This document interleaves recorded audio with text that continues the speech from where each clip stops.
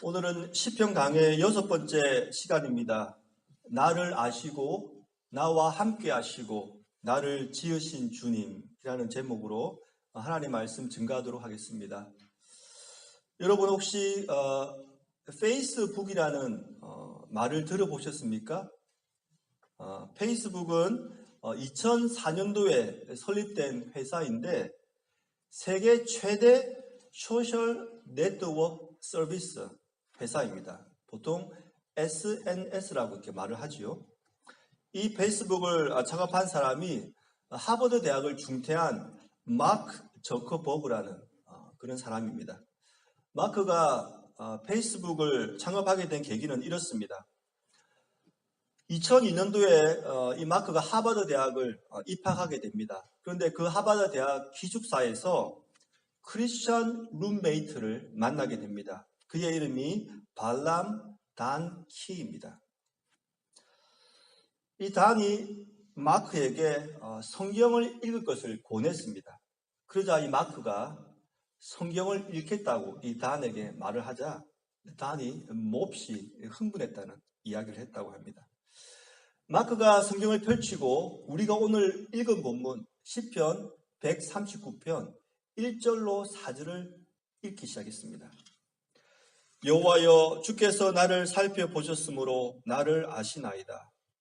주께서 내가 안고 일어섬을 아시고 멀리서도 나의 생각을 밝히 아시오며 나의 모든 길과 내가 눕는 것을 살펴보셨으므로 나의 모든 행위를 익히 아시오니 여호와여 내 혀의 말을 알지 못하시는 것이 하나도 없으시니이다. 이 부분을 읽게 되는데 이 마크가 이 부분에서 굉장히 큰 감명을 받게 되었습니다. 나중에 마크가 썬데이라는 어떤 회사와 이제 인터뷰를 하게 되었는데 다음과 같이 마크가 고백을 했습니다. 시편 139편 1절로 4절을 읽을 때에 무엇인가 떠오르는 것이 있었습니다. 하늘에서 반짝이는 것을 보았고 천사들의 목소리도 듣게 되었습니다. 저에게는 천상의 반짝거림은 백라이트의 키보드와 같이 보였고 천사들의 소리는 수십억 개의 서버 소리와 같이 들렸습니다. 와, 이것은 훌륭한 사업 모델이 되겠구나라고 생각을 했습니다. 이렇게 인터뷰에서 고백을 했습니다. 결국 마크는 2004년 2월 하버드대학교 기숙사에서 페이스북 사이트를 개설했습니다. 처음에는 하버드대학교 학생들에게만 이 사이트를 가입하도록 이렇게 했지만 나중에 머지않아서 스탠포드, 콜롬비아, 예일 대학 학생들도 이 페이스북 사이트를 이용할 수 있게 된 것입니다. 지금은 이메일을 가진 13세 이상의 모든 사람에게 이 사이트가 개방이 되었습니다. 현재 페이스북에 가입한 사람의 수는 약 22억 명이라고 합니다. 전 세계 인구가 지금 약 75억 명이거든요. 약 30%의 사람이 이 페이스북에 가입을 한 것입니다. 도저히 저로서는 믿기지가 않습니다. 아직까지 인터넷이 보급되지 않은 나라도 있을 것이고 인터넷이 보급되었다 하더라도 13살 이하의 어린이 그리고 페이스북에는 전혀 관심 없는 노는 청도 있을 텐데 어떻게 22억 명이나 페이스북에 가입을 했을까? 마크 저커버그가 영감을 얻어서 이 페이스북을 창업하게 된 이 시편 139편 과연 우리가 읽은 이 본문은 우리에게 어떤 메시지를 들려주고자 할까요? 우리가 익히 잘 아는 존 스토트 목사님은 이 시편 139편을 이렇게 말을 했습니다. 모든 시편의 왕관이다. 모든 시편의 왕관이다. 제가 생각해 보니 이 시편 139편은 신앙적인 면에서도 상당히 훌륭하지만 시적인 면에서도 굉장히 아름답습니다. 그래서 읽으면 읽을수록 그 안에서 엑기스가 흘러나옵니다. 신앙적인 면도 엑기스가 흘러나오고 시적인 면에서도 아름다움이 흘러나오는 것을 우리가 볼 수가 있습니다. 우리가 이 시편 139편을 잘 이해하기 위해서는 먼저 이 시편 139편의 구조를 먼저 이해할 필요가 있습니다. 시편 139편은 크게 네 부분으로 사연으로 이루어져 있습니다. 1절로 6절, 그리고 7절로 12절, 그리고 13절로 18절, 그리고 19절로 24절까지 이렇게 우리가 나눌 수가 있는데, 우리가 보다 이것을 잘 이해하기 위해서는 마지막 부분인 19절부터 24절 부분을 먼저 살펴볼 필요가 있습니다. 그 이유가 왜냐면 이 마지막 부분에 시인, 즉 다윗이 이 시를 지을 당시의 상황이 나오기 때문입니다. 제가 19절로 20절까지만 한번 읽어드리겠습니다. 하나님이여, 주께서 반드시 악인을 죽이시리이다. 피 흘리기를 즐기는 자들아, 나를 떠날지어다. 그들이 주를 대하여 악하게 말하며 주의 원수들이 주의 이름으로 헛되이 맹세하나이다. 19절에 보시면 악인이 등장하지요. 그리고 계속해서 이 악인이 어떤 특징을 가지고 있는지를 설명하고 있습니다. 먼저는 피 흘리기를 즐기는 자들. 그러니까 한 명이 아니라 여러 명인데 굉장히 포악한 사람들입니다. 두 번째 특징은 나를 떠날지어다. 그러니까 무슨 말입니까? 이들이 다윗을 지금 따라다니고 있는 거예요. 다윗을 죽이려고. 그 다음에 뭡니까? 그 악인들이 주를 대하여 악하게 말하며 하나님에 대해서 험담하는 그런 사람이었다는 것입니다. 그리고 그 다음 보니까 주의 원수들이, 이 악인들은 주님의 원수입니다. 그리고 이들이 주의 이름으로 헛되이 맹세하나이다. 함부로 주님의 이름을 사용해서 맹세하는 그런 자들이었다는 것입니다. 우리가 이 본문을 가지고 이 악인들이 구체적으로 누군지를 우리가 알지 못합니다. 하지만 분명한 것이 뭐냐면 지금 이 악인들이 하나님을 대적하고 있고 다윗을 죽이려 하고 있다는 것입니다. 이런 위기의 상황에서 시편 139편이 쓰여진 것입니다. 만약에 여러분께서 다윗이라면 이런 상황에서 어떻게 행동을 하셨겠습니까? 다윗은 이런 상황에서 하나님의 속성을 묵상했습니다. 그리고 그 묵상한 부분이 1절부터 18절까지 나오는 것입니다. 먼저 첫째 연을 살펴보겠습니다. 1절로 6절까지입니다. 제가 1절부터 4절까지를 먼저 한번 읽어 드릴 텐데요. 반복되는 단어를 한번 유의해서 한번 들어보시기 바랍니다. 여호와여, 주께서 나를 살펴보셨으므로 나를 아시나이다. 주께서 내가 안고 일었음을 아시고 멀리서도 나의 생각을 밝히 아시오며 나의 모든 길과 내가 눕는 것을 살펴보셨으므로 나의 모든 행위를 익히 아시오니 여호와여, 내 혀의 말을 알지 못하시는 것이 하나도 없으시니이다. 어떤 단어가 계속 반복되고 있습니까? 아신다. 그렇죠. 아신다. 다윗은 지금 악인들의 공격으로부터 위태한 상황입니다. 그런데 다윗의 입술에서 제일 처음으로 나온 단어가 뭐냐면 여호와께서 나를 아시고 계신다는 겁니다. 사실은 이 한마디면은 상황 종료입니다. 하나님께서 내 형편을 아시는데 거의 더 이상 뭐가 필요하겠습니까? 1절 보시면 이렇게 나와 있지요. 여호와여, 주께서 나를 살펴보셨으므로 나를 아시나이다. 여기서 살펴본다는 말이 등장했는데 이 말은 대충 훑어본다는 의미가 아닙니다. 이 말은 스파이를 적국에 보내가지고 그 적국의 정보를 세세하게 파헤칠 때 사용하는 그런 단어입니다. 그러니까 의지가 그 안에 들어가 있는 것이고 세세하게 정보를 알려고 할 때 사용하는 것입니다. 하나님께서는 지금 다윗의 형편을 의지를 가지고 살피고 계시고 다윗의 형편을 세세히 알고 계신다는 것입니다. 그리고 그 내용이 바로 2절부터 계속 설명이 나오는 것입니다. 주께서 내가 안고 일었음을 아시고 멀리서도 아시고 그리고 3절에 보니까 나의 모든 길과 내가 눕는 것과 나의 모든 행위를 아신다 되어 있죠. 나의 모든 길은 내가 삶을 사는 것이요. 행동하는 겁니다. 그리고 눕는 것은 내가 쉬는 것입니다. 그리고 모든 행위는 나의 모든 것이지요. 그리고 4절에 보니까 내 혀의 말도 아신다. 즉 다윗이 하는 말까지도 알고 계신다고 되어 있습니다. 그런데 심지어 2절을 보니까 다윗이 이런 위기 상황에서 하고 있는 생각까지, 그의 염려까지 밝히 알고 계신다고 지금 말씀을 하고 있는 것입니다.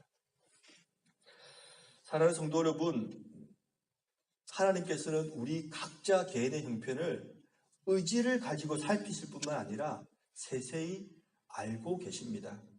어떤 분은 건강의 문제로 힘들어 하시지요. 하나님께서 그것을 다 알고 계십니다.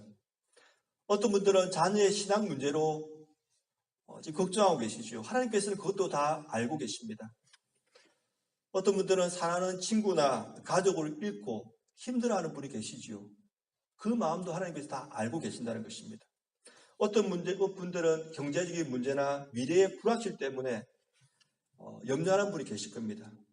그 형편도 하나님께서 다 알고 계신다는 것입니다. 그런데 더 놀라운 것은 하나님께서 우리의 사정을 아실 뿐만 아니라 우리를 보호하시고 계신다는 것입니다. 그 부분이 5절에 나와 있습니다.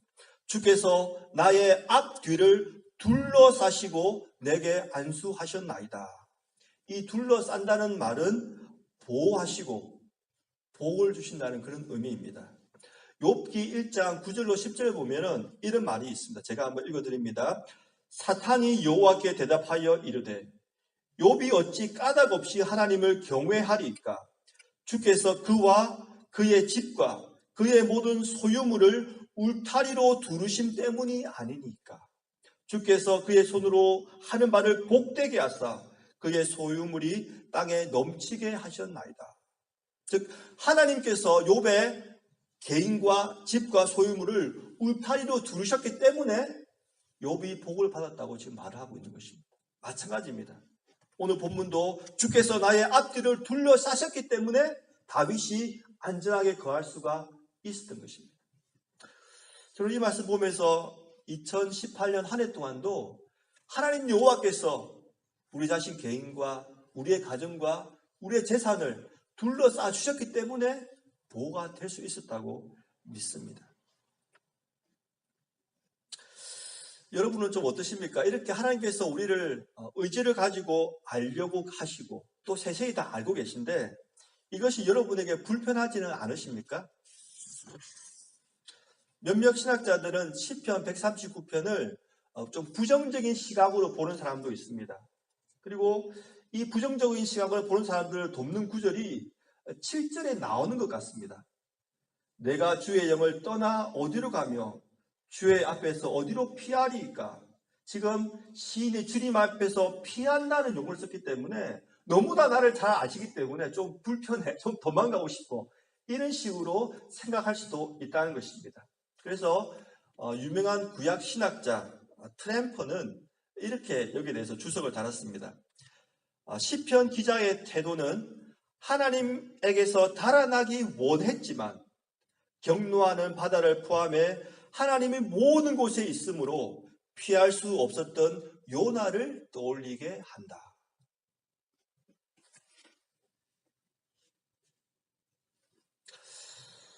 우리가 시편을 이렇게 이해할 수도 있지만 하지만 우리가 전체적인 제가 초두에 말씀드렸듯이 마지막 부분에 나오는 다윗의 상황이나 여러 가지 또 우리의 문맥을 보면은 부정적인 시각으로 보는 그 생각은 이내 사라져버리고 맙니다. 특별히 우리가 10절을 읽을 때 그것은 더욱더 분명해지지요. 10절에 이렇게 나와 있습니다.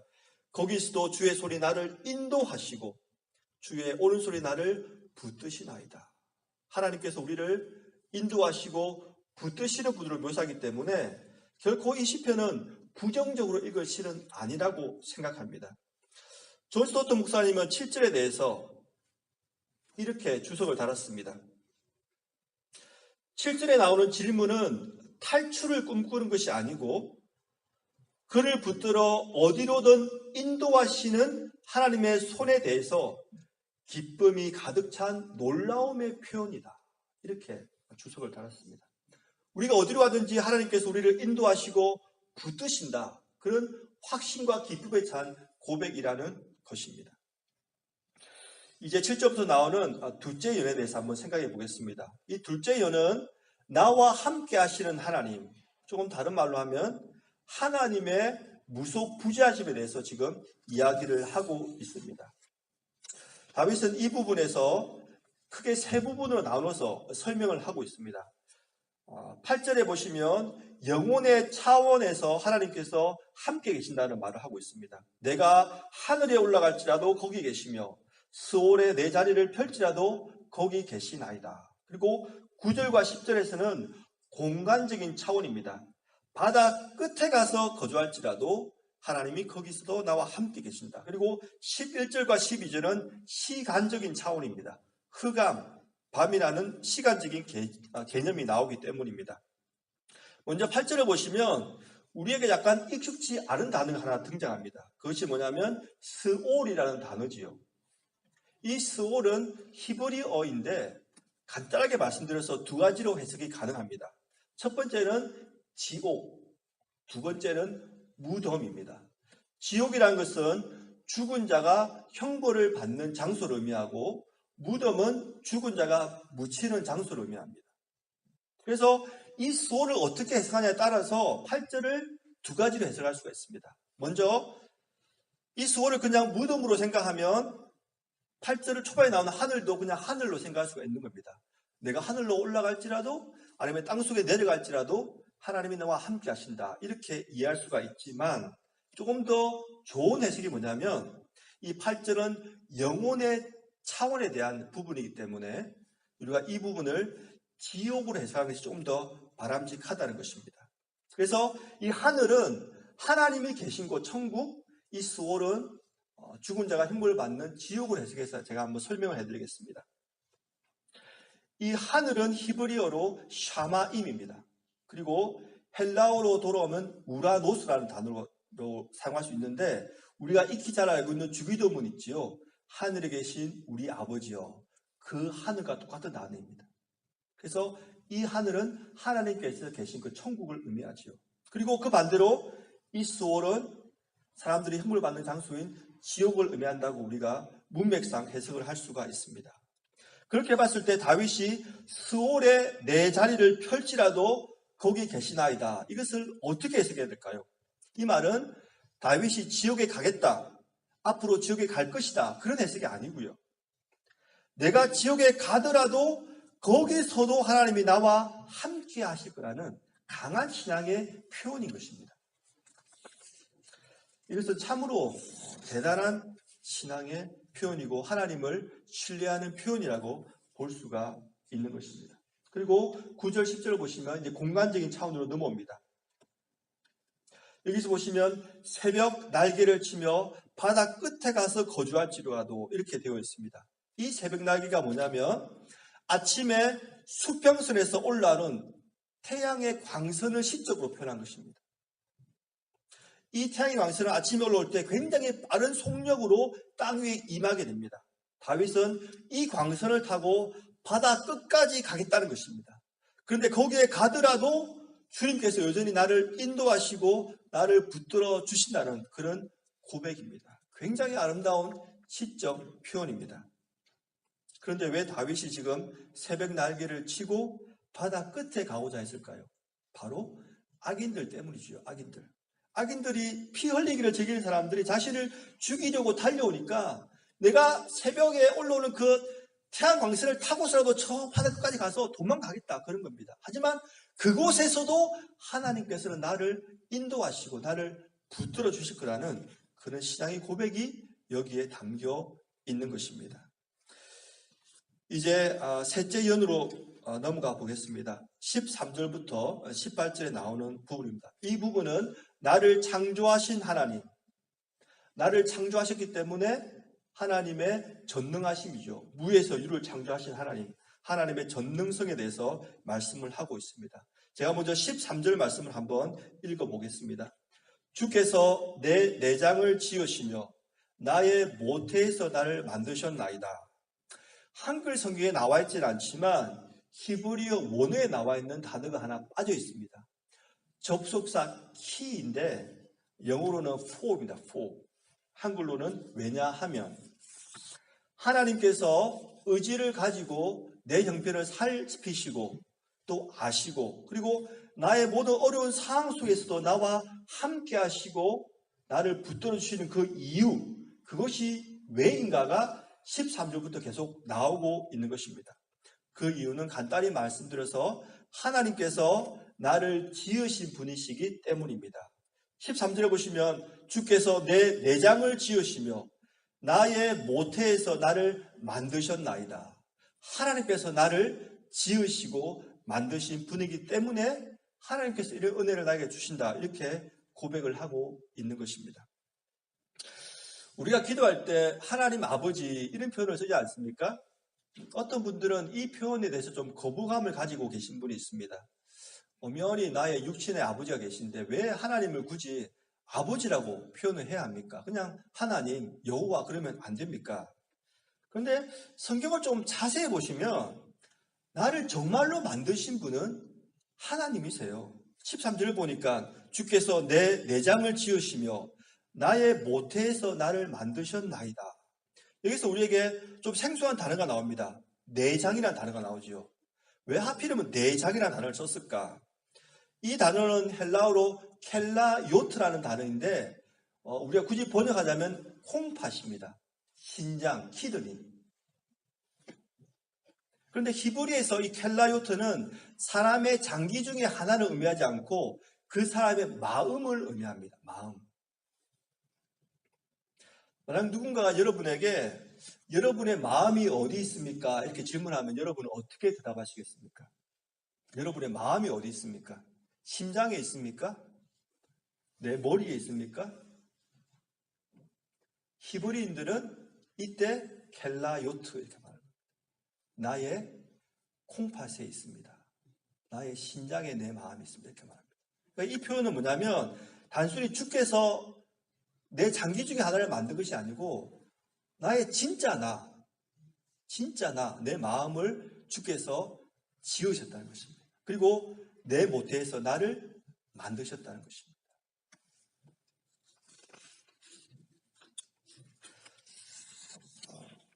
그렇기 때문에 하나님 아버지가 좀 보다 근본적인 아버지가 되시는 것입니다. 우리의 육신의 부모님을 통하여 하나님께서 우리를 만드신 분이라는 것입니다.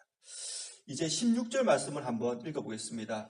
내 형질이 이루어지기 전에 주의 눈이 보셨으며 나를 위하여 정한 날이 하루도 되기 전에 주의 책에 다 기록이 되었나이다. 13절부터 나오는 구절은 하나님께서 나를 만드신 분이다. 그 부분을 말하고 있는데 16절에 오니까 내 형질이 만들어지기 전에 주님께서 이미 나의 모습을 보셨다라고 기록을 하고 있습니다. 그리고 이어서 계속 중요한 말이 등장합니다. 나를 위하여 정한 날이 하루도 되기 전에 주의 책에 다 기록이 되었다. 이렇게 표현하고 있죠. 여기서 나를 위하여 정한 날이 어떤 날일까요? 바로 인간의 수명을 말합니다. 한국의 유명한 신학자인 박윤선 박사님은 이렇게 이 부분을 설명을 했습니다. 이것은 인간의 수명에 대한 하나님의 예정을 말합니다. 우리의 수명이 얼마나 길는지에 대하여는 하나님께서 예정하셨다. 그러므로 우리는 수명의 장단에 대하여 알려야 할 것이 없다. 책에 다 기록이 되었다 하면 비운이 하나님의 영원한 예정에 들었다는 의미이다. 성경이 이렇게 말하고 있습니다. 나를 위하여 정한 날이 하루도 되기 전에 주의 책에 다 기록이 되었나이다. 이 말씀은 그러니까 내가 이 땅에서 하루도 살기 전에 나의 죽을 날이 이미 주의 책에 기록이 되었다는 의미인 것입니다. 여러분, 이 말씀이 다윗에게 얼마나 큰 위로가 되었겠습니까? 지금 다윗은 지금 피 흘리기를 즐기는 사람들이 진짜 죽이려고 쫓아오고 있는 상황, 자기가 언제 죽을지 모르는 그런 상황인데 지금 고백이 어떻습니까? 내가 태어나기 전에 이미 내가 언제 죽을지는 하나님이 예정하셨어. 그러니까 너희들이 아무리 나를 죽이려고 해도 하나님의 때가 아니면 나는 절대 죽지 않아. 그런 고백입니다, 지금. 마지막으로 17절, 18절 말씀을 제가 한번 읽어보겠습니다. 하나님이여, 주의 생각이 내게 어찌 그리 보배로우신지요. 그 수가 어찌 그리 많은지요. 내가 세려고 할지라도 그 수가 모래보다 많도소이다. 내가 깰 때에도 여전히 주와 함께 있나이다. 아멘. 주께서 나 개인을 생각하시는 그 생각이 너무나 많은데 그 수를 세력해 봤더니 바다에 있는 모래, 알갱이 숫자보다 더 많아서 내가 능히 셀 수가 없었다. 이렇게 지금 다윗이 고백을 하고 있는 것입니다. 우리가 과학책을 조금만 넘겨도 이 우주의 사이즈가 얼마나 큰지를 우리가 쉽게 발견할 수가 있습니다. 그 많은 행성 중에서 이 지구에서도 이 미국에서도 지금 이 올랜도, 이 키스미, 그 조그만 예배당, 여러분 개인, 여러분 한 분 한 분은 하나님께서 생각하시는 그 생각이 바다에 있는 모래보다 더 많다고 지금 말씀하고 있는 것입니다. 사랑하는 성도 여러분, 혹시 아무도 나를 생각해 주지 않는다, 하나님이 혹시 나를 버리신 것은 아닌가, 그런 생각을 하실 때가 있으십니까? 내가 원하는 방향으로 삶이 이어지지가 않고 원치 않는 어려움을 만날 때에 우리가 이런 생각을 종종 하게 됩니다. 오랫동안 하나님을 신뢰하고 기도했지만 응답이 되지 않을 때 하나님이 저를 버리신 것이 아닙니까? 라고 의문을 던질 수가 있습니다. 다윗도 그런 생각을 했을 수도 있을 겁니다. 다윗은 지금 악인들이 일어나서 자신을 죽이려고 하고 있습니다. 얼마나 그 악인들이 지배했든지 바다에서 떠오르는 그 태양을 보면서 내가 저 광선을 타고 바다 끝까지 도망하고 싶다고 지금 말을 하고 있을 지경이니 말입니다. 하지만 이내 다윗은 하나님이 누구이신가, 나를 얼마나 생각하고 나를 보살펴 주신가를 고백을 하고 있는 것입니다. 주의 생각이 내게 어찌 그리 보배로운지요, 그 수가 어찌 그리 많은지요, 내가 세려고 할지라도 그 수가 모래보다 많도소이다. 사랑하는 성도 여러분 한 분 한 분은 하나님께서 바다 모래의 숫자보다 더 많이 생각하는 귀한 분들이십니다. 18절 말미에 이렇게 말하고 있지요. 내가 깰 때에도 여전히 주와 함께 있나이다. 여기서 깰 때는 크게 두 가지로 해석이 가능합니다. 자다가 깨어날 때, 혹은 죽은 다음에 깨어날 때. 어느 해석이 맞을까요? 둘 다 맞습니다. 왜냐하면 주님께서는 내가 이 땅에서 깨어날 때도 나와 함께 하시는 분이시고, 혹 내가 잘 때 이 세상을 떠나더라도 저 세상에서도 나와 함께 해주시는 분이시기 때문입니다. 말씀을 맺겠습니다. 성탄절이 다가오고 있습니다. 하나님께서 예수님을 이 땅에 보내주신 이유는 하나님께서 우리 자신을 너무나 잘 알고 계시기 때문입니다. 우리 스스로의 힘으로는 우리 자신을 구원할 수 없다는 것을 잘 아시기 때문에 구원자 예수님을 이 땅에 우리를 위하여 보내주신 것입니다. 그러므로 우리 모두는 하나님의 은총을 입은 사람들입니다. 이번 한 주 우리가 살아가면서 우리가 하나님의 은총을 입은 자로서 하나님이 우리에게 보여주셨던 그 관심을 가지고 내가 관심을 가져주고 알아줘야 될 사람이 있는지, 내가 한번 전화를 해주고 한번 찾아갈 사람이 있는지 한번 생각해 보면 좋겠습니다. 그리고 하나님이 우리와 늘 함께 하시는데 내가 좀 함께 있어줘야 될 사람이 있는지 한번 생각하시고 그들 위하여 기도하시고 한번 전화 한번 주시고 한번 찾아가 주시면 하나님께서 더 기뻐하실 것 같습니다. 우리가 받은 그 은총과 그 사랑, 우리도 세상에 나아가서 많은 이웃들에게 나누